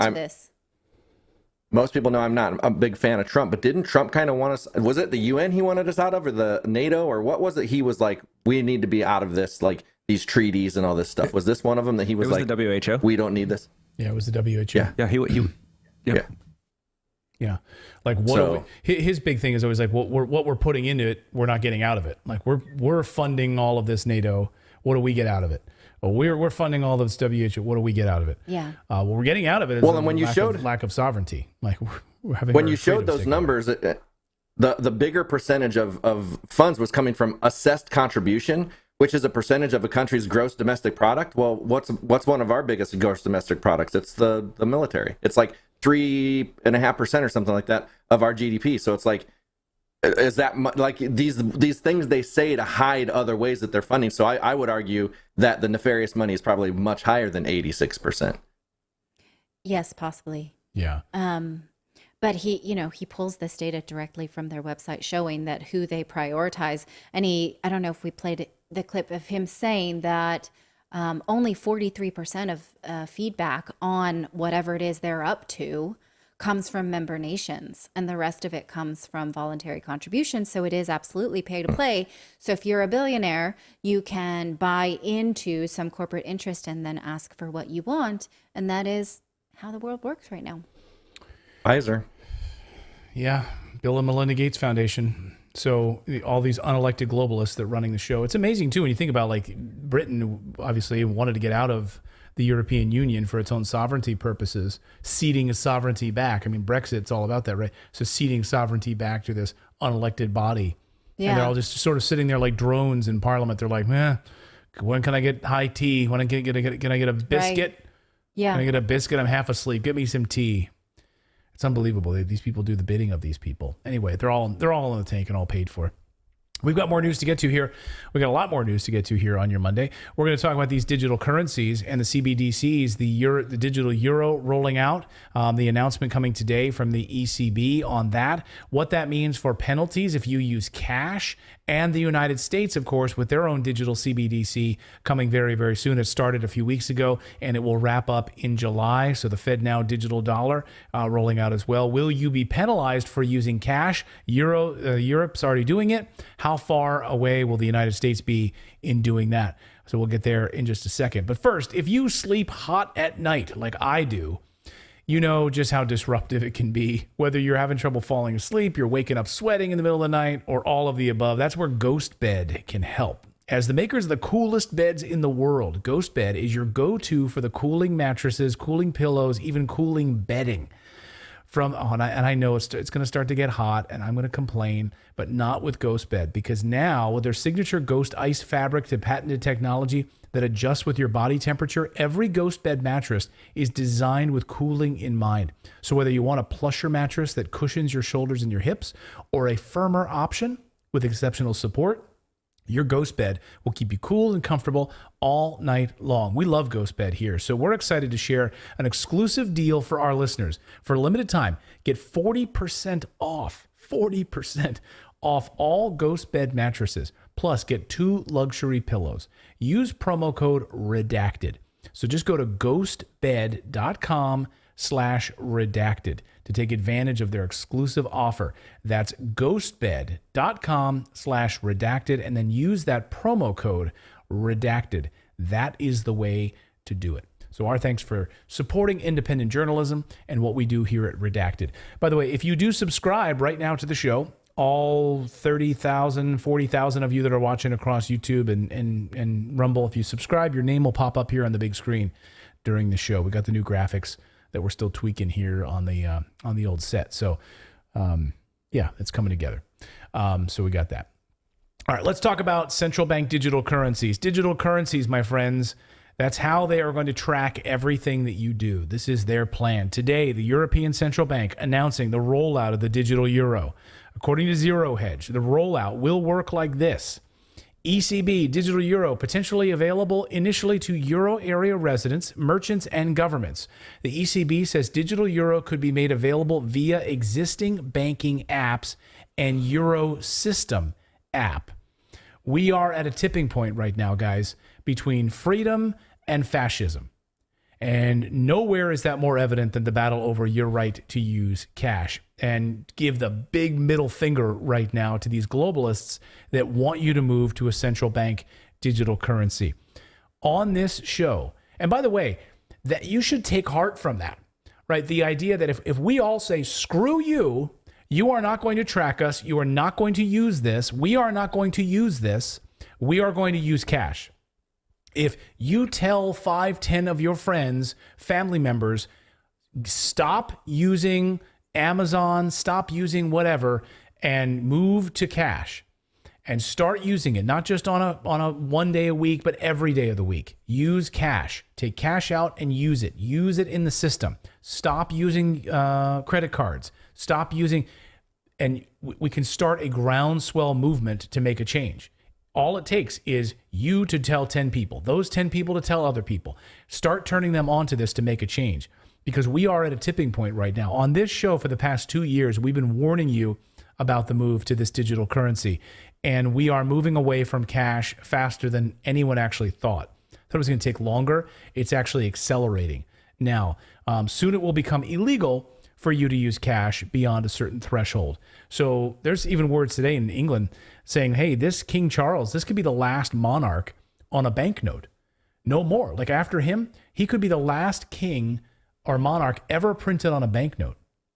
Isn't that crazy to think about? The Bank of England is pushing for the end of cash, calling on King Charles to be the last ever monarch whose face is printed on paper currency. Last week, we heard from the Bank of England that their goal is to remove cash altogether.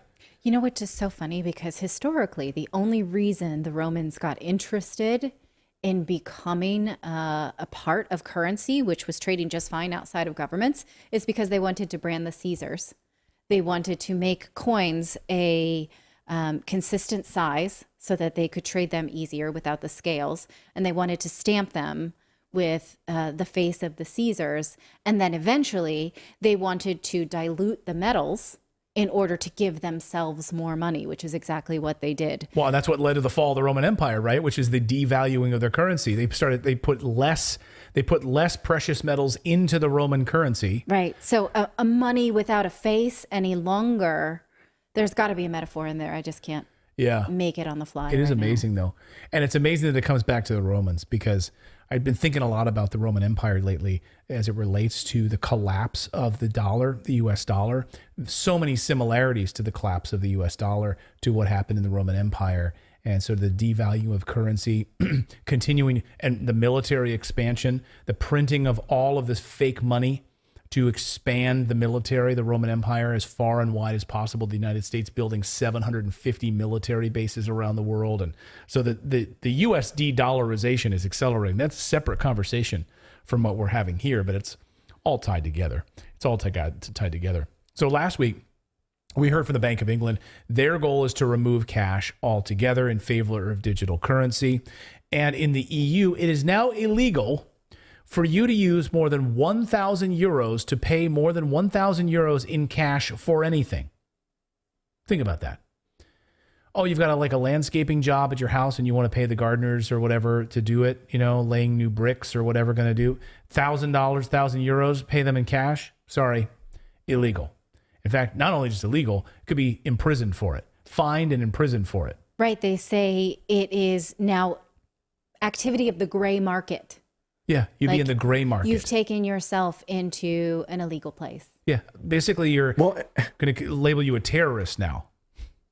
And there are a lot of people out there that don't trust banks. I mean, my grandmother, who was German, she did not trust banks. She had cash in purse, buried in a lot of purses in her house when she passed away, because they don't want to trust banks. And you can't fault people for that. So because they don't trust that system, they're now going to be penalized and won't be able to, $1,000 is quite a bit for everyday things, but they do make major purchases sometimes. Yeah, sure. And why is it up to the government to tell me what is a big purchase or not?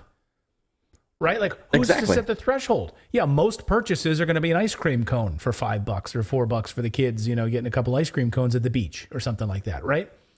Most purchases with cash is not going to be $1,000, but some of them will be. And shouldn't I be allowed to do that if I want to?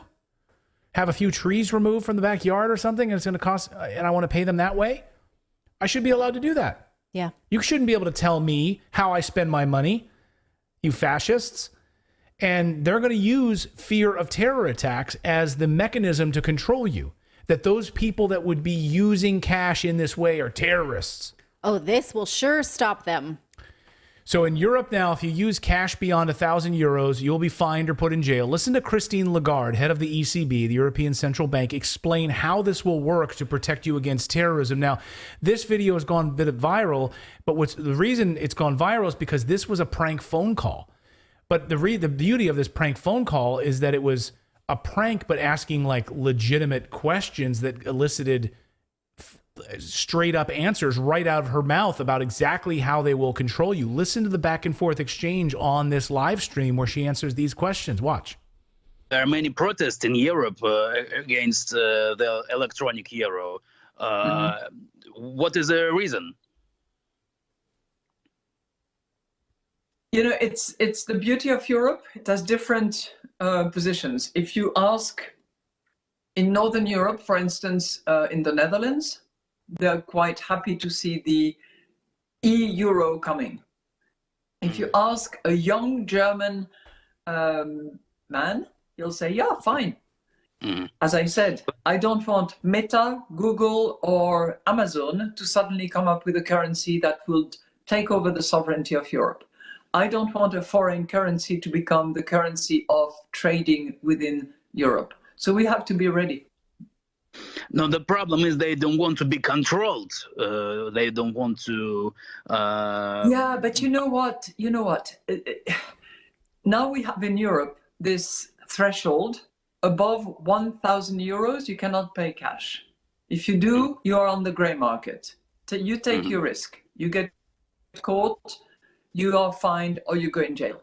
But you know, the digital euro is going to have a limited amount of control. There will be control. You're right. You're completely right. We are considering whether for very small amounts, you know, anything that is around 300, 400 euros, we could have a mechanism where there is zero control. But that could be dangerous. The terrorist attacks on France back 10 years ago were entirely financed by those very small anonymous credit cards that you can recharge in total anonymity. So 1,000 euros, you'll be penalized. Like, those are the controls we're putting in place. And you see when she's like, she shoots down the idea of control. She's like, yeah, but this control is good because otherwise the terrorists win. It's all about the terrorists. Because guess what? Apparently we're just surrounded by terrorists. Like, I don't know about you, but every day, like you live your life, are you constantly under threat by terrorists? Well, and how are they? Statistically, you are not. No, you're probably going to slip in the bathtub. It's more likely to happen, right? Right, but it's like, and they're just sending massive amounts of cash. That's like they're just, what are they doing? Walking up to people's houses with cash and saying, here's a big cash payment. Like, you still would send it through some means of like Western Union or something like that. So there's still some kind of tracking in place for the cash. Well, Jason Bourne, that's such a stupid argument. You know, carries around cash, and yeah, that is true. Yeah, so that kind of character is what we need to. It's really, really troubling. I mean, you think about they're tying it to the idea that terrorists use cash, or they use like those prepaid like $200, $300 credit cards. So you need to completely upend your life, just like the Patriot Act. We need to have all of your freedoms taken away. You have to take off your shoes now when you go to the friggin' airport because of some jackass who put some liquid in his shoe. You know, like, these are the kinds of things now we have to completely change our lives because some terrorist used a prepaid Visa debit card. What? It's so crazy. Like, you reminded me of a video that back when I think it was in like 2012 or something like that, there was this whole, you know, the whole see something, say something campaign that like took off for the TSA and all. There was a guy in this video that they're promoting this if you see something, say something, who paid cash for a hotel. And the lady behind the desk is like, he's paying cash. That's very strange. So she called to report that a man paid for a hotel with cash. So this narrative or this idea has been, you know, being pushed since 2012. I mean, I remember that video like crazy. That's crazy. And you know, and of course, yeah, they've been pushing this idea that, oh, if you pay for something in cash, you're crazy, right? We should definitely report that. That is definitely a problem. Here's if you need an example, if you want to understand how CBDCs will control everything you do, this 56-second video by Augustin Karsten explains it perfectly. He is the head of the Bank for International Settlements. Okay, basically the central bank for the central bank, like literally the top. He's like the Jabba the Hutt. He is literally Jabba the Hutt for all of central banking. This and him explaining this, pay attention to every word that he is saying here. If you need to describe this to anyone in your family, play this clip right here. Watch. All our analysis on CBDC, in particular for the use of general use, we tend to establish the equivalence with cash, and there is a huge difference there. For example, in cash, we don't know, for example, who's using a $100 bill today. We don't know who is using a 1,000 peso bill today. A key difference with the CBDC is that central bank will have absolute control on the rules and regulations that will determine the use of that expression of central bank liability. And also, we will have the technology to enforce that. Those two issues are extremely important, and that makes a huge difference with respect to what cash is. Yeah. So it's all about control. It's all about tracking. It's all about, so we don't, if you use cash, we can't control that and we can't track it. We want to know everything that you're doing. Let's skip to this George Soros clip here, Philip, which is billionaire George Soros planned all of this. He was telling us all that the current system was broken and that they need to build a new one. He was telling us this back in 2009. All of him and his cronies, all the billionaires getting together, coming up with a brand new system that we are now seeing the fruits of. Watch. But the system we have now has actually broken down, only we haven't quite recognized it. And so you need to create a new one. And this is the time to do it. Yeah, this is the time to do it. And they are right now. So the ECB making their announcement today about the rollout of the digital euro and how that will unfold over the next coming months and the penalties associated with that for using cash. And the United States about to do the same thing through executive order, through that President Biden signed in under executive powers to roll out the central bank digital currency in the United States as well. And I just wanted to mention too, like, so Chase, Bank of America, several banks just announced this week, I saw it on Twitter, I can't remember the name of it, it's something like PayZ or something. So you have the Fed Now system has been saying they were going to come out with that, and what would happen is banks would create an app that their system would send the transactions to the Fed and then back. And so it's kind of coincidental that these no coincidence that these banks just announced this, because that's exactly what it looks like, is this is going to be the system that you will use with these banks to go to the Fed Now system and then go back to other banks. So it's like, it's happening. Yeah, and the same structure in place in with the European Union as well. And they'll model it under convenience.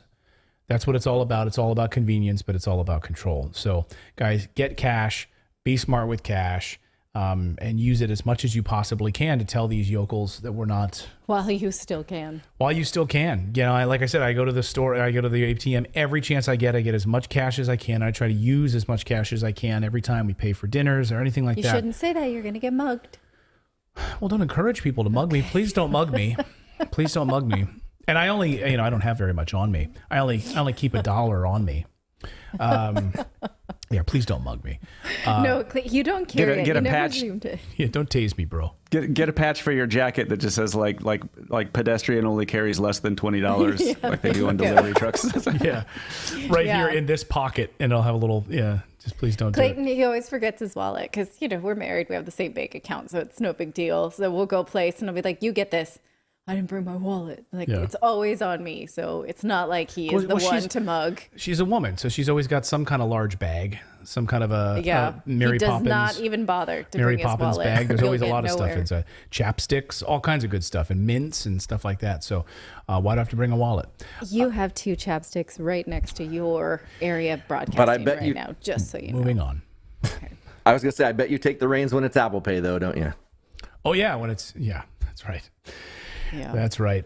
All right, we've got more news to get to here on your Monday, and we're going to do that, and we're going to do that over on Rumble in a moment. So we're going to go over to Rumble, rumble.com/redacted, because we've got a big story that we largely can't talk about on this platform. So if you'd like to join us, hey, it's totally up to you. We can't tell you what to do, where to go, but our Rumble channel is rumble.com/redacted.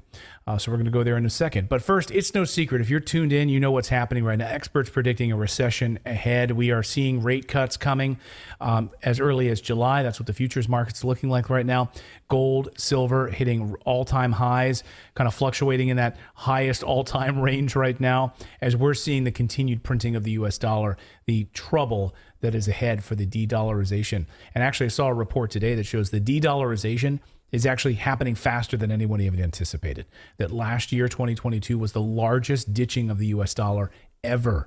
So think 2023 is going to be any better? No, it's not. Last year was terrible for most investors, unless you were invested in gold and silver. Our friends over at Lear Capital can help you get set up with a 401k or an IRA that invests in gold and silver. That's right. They can actually help you roll that over, and you can start buying gold coins, silver coins, and at least putting some of that cash that's losing value, transfer it out of US dollars or euros or whatever and actually into gold and silver. You can call their 1-800 number. That's probably the easiest thing to do. Just write this 1-800 number down and call them. It's 1-800-613-3557, or go to learredacted.com and you can get a gold or silver IRA set up. They'll give you a free gold kit as well. And right now you can receive up to $15,000 in free bonus metals with a qualified purchase. So $15,000 in free bonus metals with a qualified purchase. Again, that 800 number, 1-800-613-3557, or go to learredacted.com. All right, for our next story, we're going to move over to Rumble because we can't talk about this story here on the YouTubes. So, hey, we can't tell you what to do, because YouTube has changed their terms of service, I guess. So we can't tell you what to do and where to go and all that kind of stuff. But we can tell you where we're going, which is right here on the bottom of your screen. So if you'd like to come over, the stream will continue right there. That's where we are. You can find us over there. Yeah, rumble.com/redacted to our YouTube audience. We're here every day, 4 p.m. Eastern time is when we stream live. So hopefully you will join us, turn on that little bell notification, and join us back there.